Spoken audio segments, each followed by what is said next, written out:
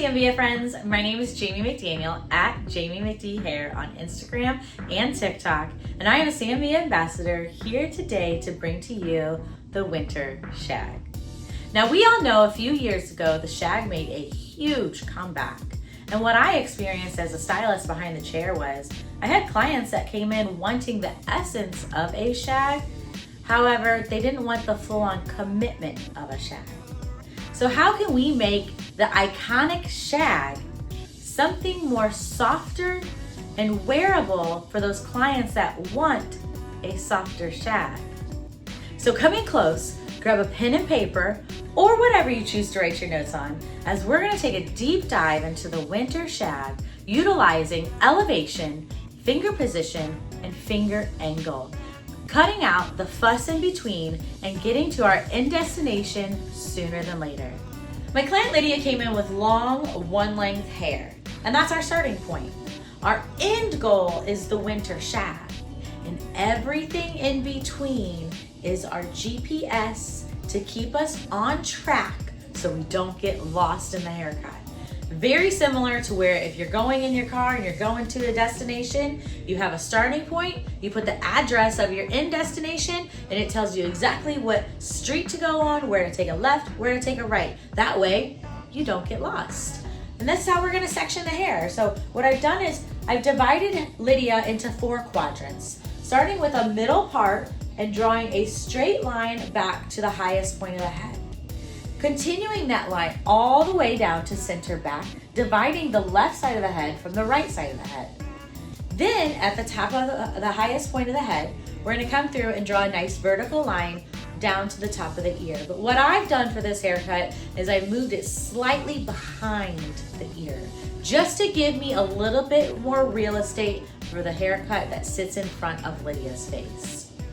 Now, this divides the front of the haircut from the back of the haircut, and I've repeated it on the other side as well. So everything currently is mirroring each other.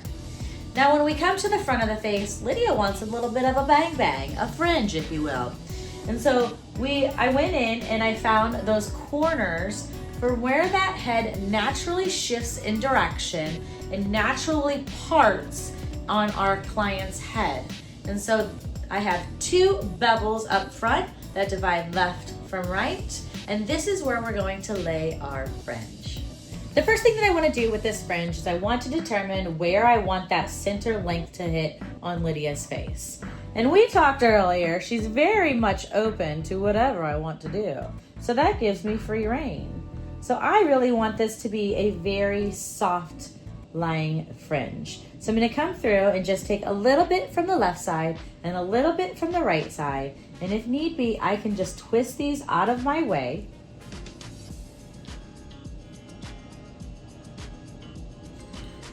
To where I am only focusing on where am I going to lay that guide for the center of my fringe.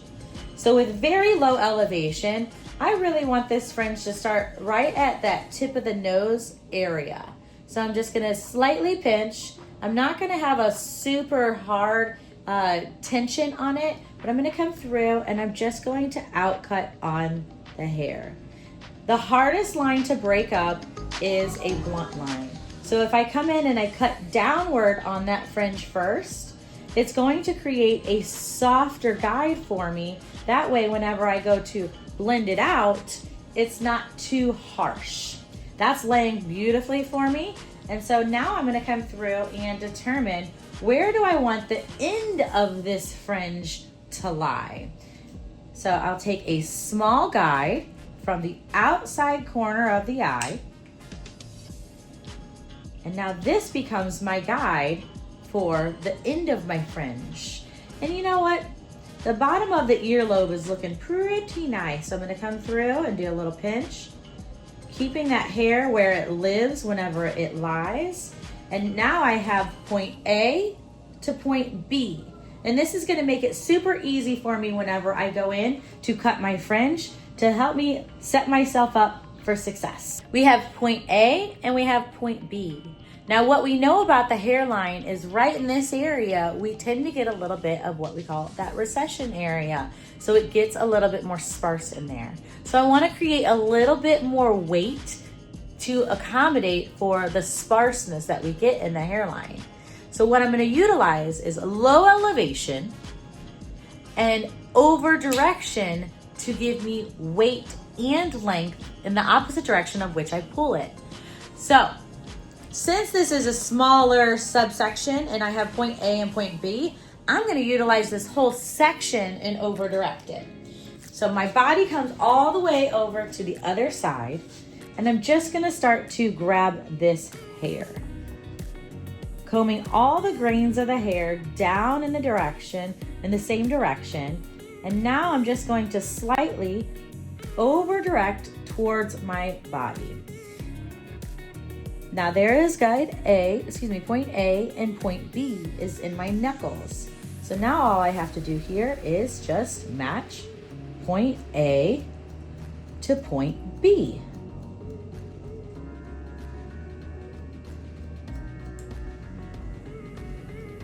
And I'm point cutting to just give me the littlest bit of diffusion on that end line.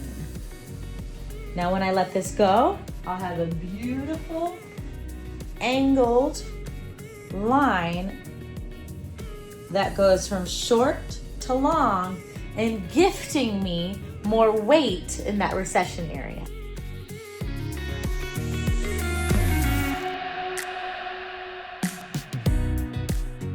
What I want to remember is while we're moving through this haircut, the hair is drying. So now that we have this fringe exactly where we want it, I just want to make sure that I go through and I break up that center line. That way, whenever I go to blow dry it, I'm not having to re-wet it and break it up that way. And we're not going to get the parting that we all know and love in the bang, and it's just going to sit so nice and snug to their forehead. I like to start most of my haircuts in the front of the face because I do believe that that is where our clients look at themselves most. So for these big changes, especially with hair laying around the face, I like to start off in front so they can get used to seeing themselves with that change. So let's come in and we're gonna move to these side quadrants, and I'm going to take a horizontal parting up top. Now what this is going to do is this is going to be where I lay my guide for both sides.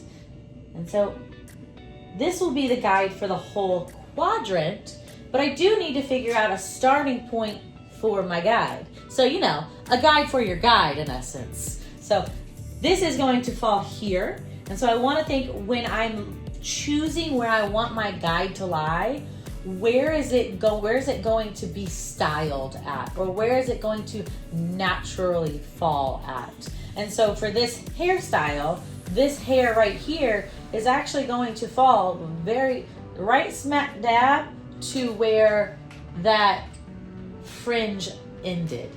So that's going to be the start of our guide. I'm just going to put a soft clip in here for right now, and let's lie that guide.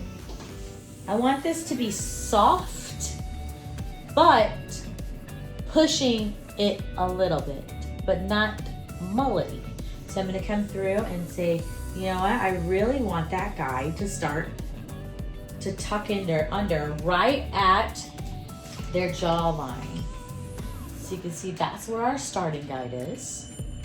And now with my horizontal subsection that I've already parted, the rule of elevation is it's taking that hair from where it naturally falls from the head, and you're just elevating it up and down, up and down.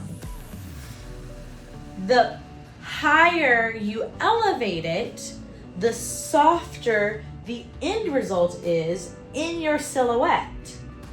So I am going to choose to elevate past the vertical line,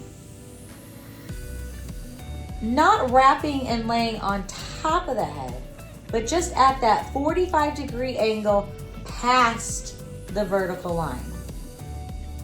Coming through, I want to leave a little more hair towards the back of the head, so I'm just going to adjust my knuckles and my finger position to leave more hair towards the back of the head. Now I'm just gonna come through and cut. I'm gonna do this to the whole section, so rather than combing it back down, which it lies, I'm gonna keep it on that side and start taking another horizontal subsection. So our elevation is very high. The higher you elevate, the softer it falls. My finger angle is leaving more hair towards the back of the head. And my finger position is horizontal. So what is horizontal finger position going to give me in the end result? It's going to build weight for us, which will be really cool to see whenever we get our client blown out. And you can see how it's still going to be very soft, but the horizontal finger position allows us to build that weight to where they're not having to work so hard at creating that volume.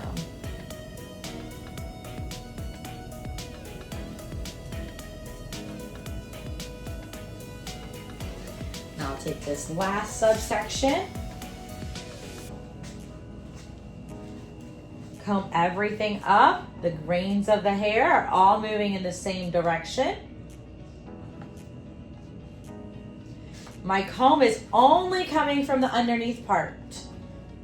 Now once I'm here and all the grains are moving in the same direction, gravity takes over. So I'm gonna come and put my comb underneath it so it catches the hair. I have a little tangle. There we go. Let's try that again. Comb everything in the same direction. All the grains of the hair are moving. Now once I hit gravity, come underneath with my comb and elevate. Finger angle, find my guide, cut the hair. Now watch this. When I release the hair, you'll see that I preserved length in that perimeter and some weight as well.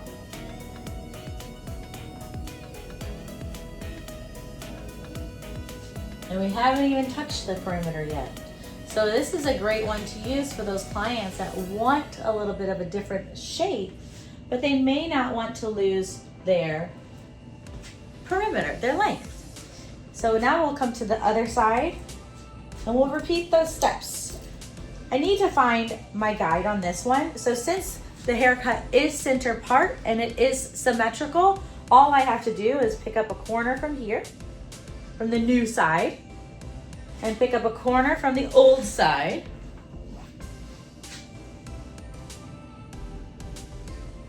And then they become best friends. They'll start to hold a little bit of hands. You can see there's an angle from short to long. So I'm just going to match that angle. Place that hair where it's going to be styled again. As we move to the back, we do need to take a guide from the very top of our front two quadrants. So the highest point of the head, really where that front quadrant meets the back quadrant. And I'm going to pull from both the left and the right side. And once I have these guides, I'm going to clip the rest of the hair that's already cut out of my way. Now, you'll probably say, why would you want to do that? Well, that's a great question. Like I said earlier, I tend to get lost if there's hair being presented to me that should not be. My go-to is to grab that hair and incorporate it in the new hair that I'm cutting. But I've already laid my silhouette that I want in my elevation and my graduation that I want in this area. So rather than it confusing me, I'm just going to clip out the areas of the hair that I've already cut. And then there's no confusion. I don't need to make a U-turn. I can move about my haircut. So let's get to this back part. So let's clip out this hair, take these clips out. We're gonna start in this back quadrant. The movements are going to be the same. The only thing that I'm going to adjust is I'm going to keep my finger angle even to my guide. So I'm no longer going to leave any more hair towards the back of the head, as I've already created what I want to. So taking a horizontal section, my body then comes over to the adjacent quadrant, and I'm just elevating the hair from where it naturally falls. Come through, find my guide. It's now sticking out at me, and now I can come through and cut a new guide for this back quadrant. Horizontal subsection. Keep the rest of the hair combed down. Combing that hair from the base of the head, from the roots, and elevating it straight up. I wrap this hair that I've already cut on top, so now all I have to do is pick that up and come through and cut. I'm going to give you a different angle. Elevate, make sure all those grains of the hair are moving in the same direction. Capture that hair underneath and pull straight to your body. Relax, cut that line. Again, horizontal line.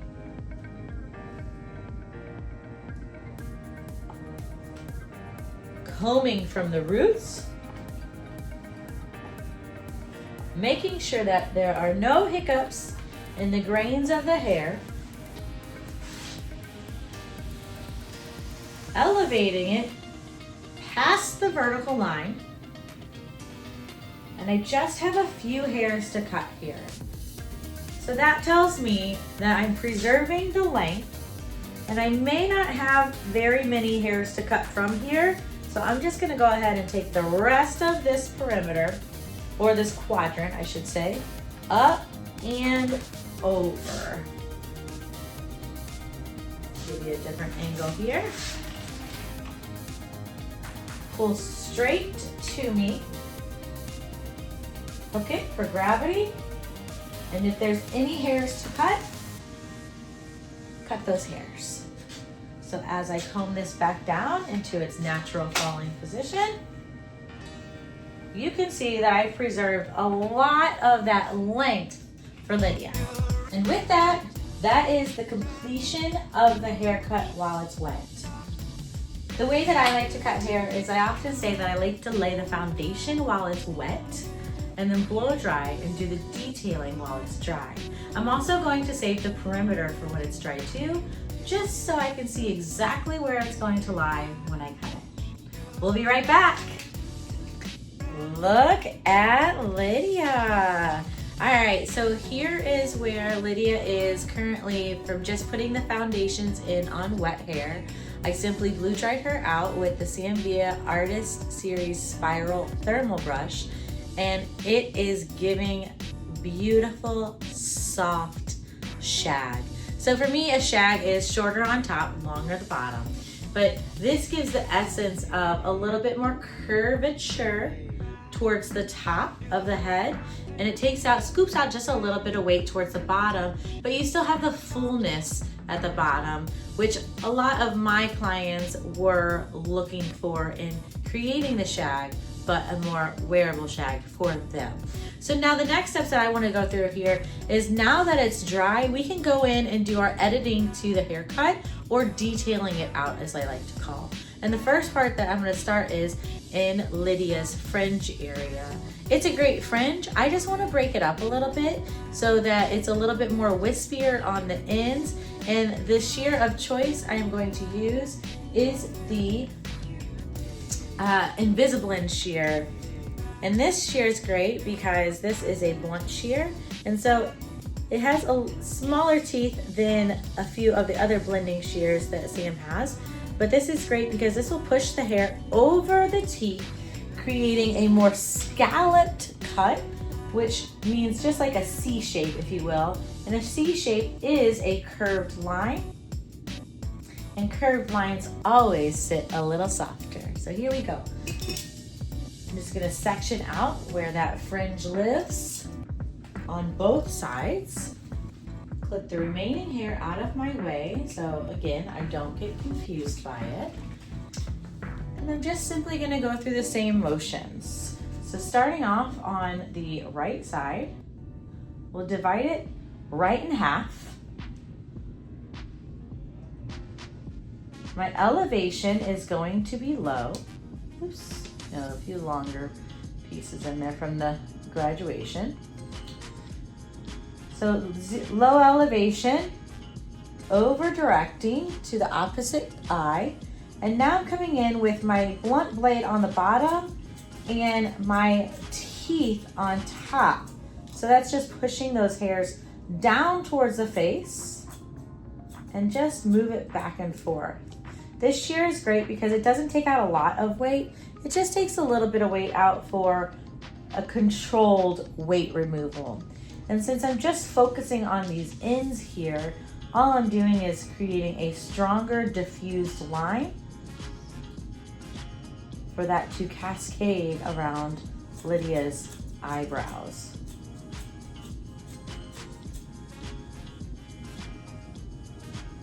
And just detail out to your liking.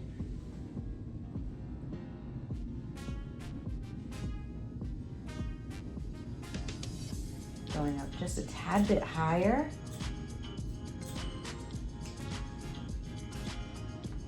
But since I'm still utilizing a horizontal cutting line, we're still going to build in that weight there. And that is looking pretty good for me. All right, so we'll go ahead and take down the rest of the hair. What I want to create through the sides and the layering is we cut blunt lines into the graduation whenever we were layering it, yes? And so you can see how soft it still lies, even if I were to comb it straight down. You can see that that elevation truly gave us a soft end result in the silhouette. And so all I really want to do now is come through here, and I want to expand this a little bit with a little bit of weight removal, but in order for it to move more and then have support so it can still build more volume. And the way that I'm going to do that is going back through with the same motions. So we'll go through in the section out the front of the head from the back of the head. Is I'm going to start in the front.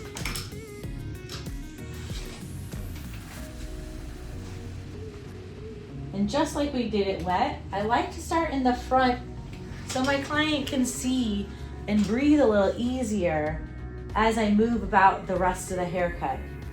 I often feel like whenever I start in the back and I'm focusing so much attention back there, our clients don't know what we're doing back there.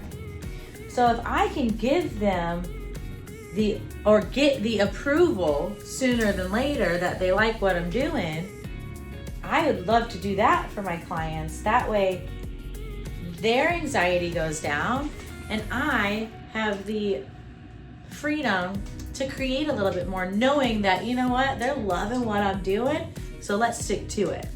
All right, so let's lower Lydia down. And this time I'm going to come in with my reversible blending shears. So you'll see that there are more teeth and the bottom blade is blunt. Beep. So same graduation, or excuse me, same elevation, same finger position, same finger angle. So we're gonna elevate it high, past the vertical line. My finger position is still horizontal, building weight, and my finger angle is still leaving more hair towards the back of the head. I'm gonna show you this angle here so you can see my finger angle. So elevating all of this straight up, elevate, I'm at even finger angle here. Now I'm just going to lift my knuckles towards the ceiling and my elbow as well. And now I can, and leaving more hair towards the back of the head. And so now I have the freedom to go ahead and cut. So here's what I wanna do is, I wanna come more internal, because when I remove weight in the mids, I get more movement through the haircut. We'll do one snip and see what we have here. When I first started getting into hair cutting, I often relied on my texture shears or my blending shears a lot. And what I was really realizing was I was truly removing a lot of that weight in the hair and almost creating a completely different haircut, because the structure of the haircut has now been gone, because I went through and honestly shredded the hair with my texture shears. So I really like what one cut is giving me. You can see that I'm starting to really like build out, and it doesn't have a lot of product in there or even any finishing product for it to get that shape. So one of my mentors once told me, we're just essentially putting the DNA into the haircut itself, so it becomes a lot easier for our clients to style when they're at home. All right, same thing, elevate, capture underneath, adjust finger position, or excuse me, finger angle. And now I'm gonna come through and give it one cut, move out, shake out that hair, and then let that hair lay back down.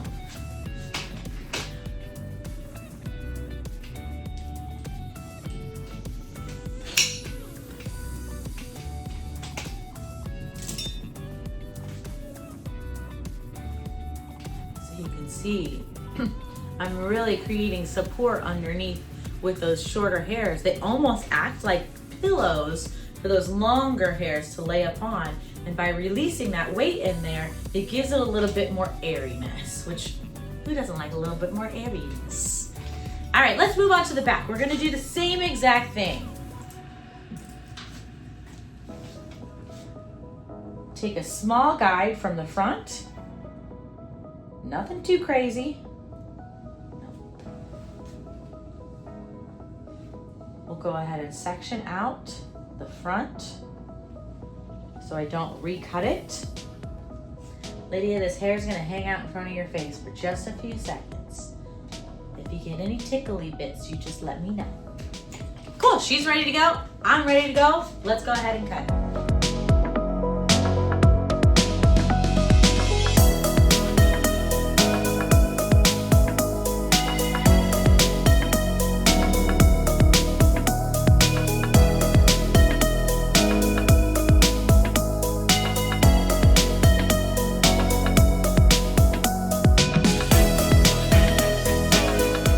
So that's all I really want to do for the texture work and detailing part.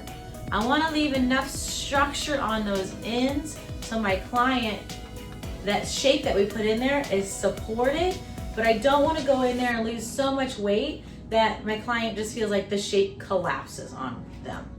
All right, so the last thing I want to do is just check my perimeter.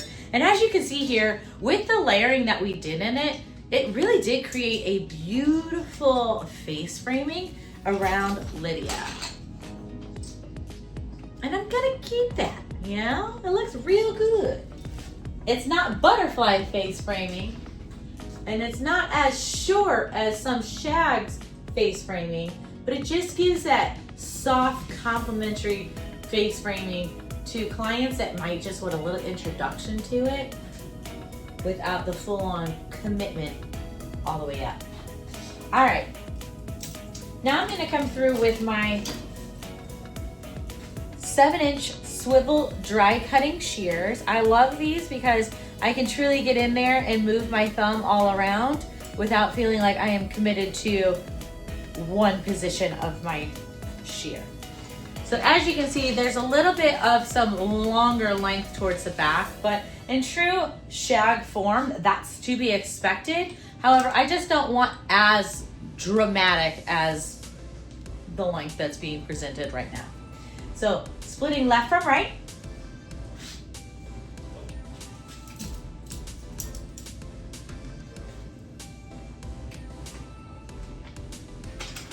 We'll come in. Look at that beautiful silhouette. Like, you can see that there's that nice soft curvature in it without seeing like the stutter steps of some traditional layerings that we usually see. And that's just all due to the elevation. The higher you elevate, the softer the line of graduation is. The higher you elevate, the shorter the layers are on top. But I feel like that's really what a lot of our clients are looking for lately, is more shorter layers with keeping some of the density in the perimeter. Beautiful. So now we can just go through and clean up that perimeter.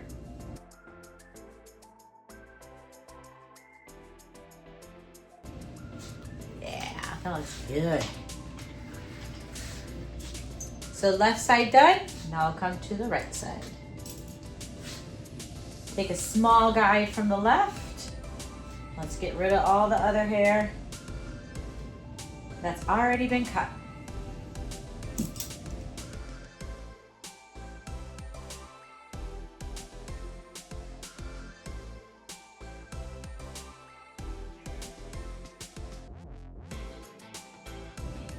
Swivel coming in nicely right here, as I can just come through and cut without having to crane it. And then just a few more pieces that I'm going to clean up. And there she is. Let's hit Lydia with a little bit of finishing spray and we'll get another close-up. I'm coming in with spray wax.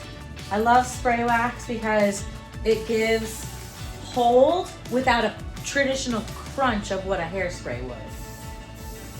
And your clients can still move their hands through the hair to readjust their hairstyle as they will throughout the day. So to recap this beautiful winter shag that gives the essence of a traditional shag, but just a little softer, those clients that want something that's just a little bit more wearable in their lifestyle. So we utilize the elevation to give us the beautiful soft silhouette. Keeping in mind that the higher you elevate, the softer the line of graduation will fall, and the softer the silhouette will be in the layering itself. Then we came in with a horizontal finger position, and so when you elevate the hair and you cut it with a horizontal finger position, when you release the hair into its natural falling position, that hair simply stacks on top of one another. It lies on top of one another, so it's truly supporting the volume or the weight that you're trying to add into that hair.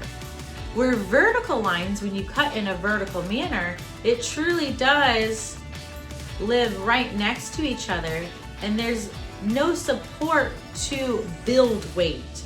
Vertical lines are designed to narrow out weight or lean out weight. Lastly, we came in with the finger angle, and the finger angle is an in and out movement, and in this case we tilted our knuckles towards the ceiling, leaving more hair towards the back of the head, which you can really see right here in this silhouette. I hope you had just as much fun as I did creating this beautiful winter shag for Lydia. I would love it if you followed me on my channels on Instagram or TikTok, whatever your flavor may be. My handle is @JamieMcDhair, and stick around on Sambia's YouTube for more fantastic continuing education. Toodaloo!